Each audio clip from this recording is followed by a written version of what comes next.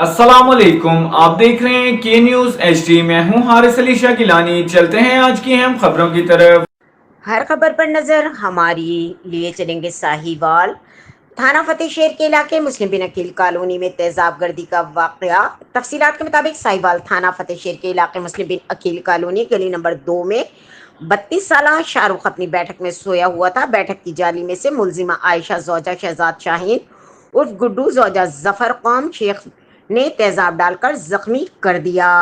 शाहरुख के भाई राशिद अली वल्द शौकत की मुद्दत में थाना फतेह शेर में मुकदमा दर्ज। शाहरुख के भाई ने नुमाइंदा के न्यूज़ चैनल इंटरनेशनल से गुफ्तगू करते हुए बताया कि हमने अपने भाई की कई जगह कई दफ़ा शादी करने की कोशिश की, लेकिन मुलजिमा आयशा बीबी हर बार इसमें रुकावट पैदा करती थी। हमारे रिश्ते की बात चल रही थी, जिस पर तैश में आकर आयशा बीबी और चंद नामालूम अफराद ने मेरे भाई पर तेजाब डालकर इसको शदीद जख्मी कर दिया।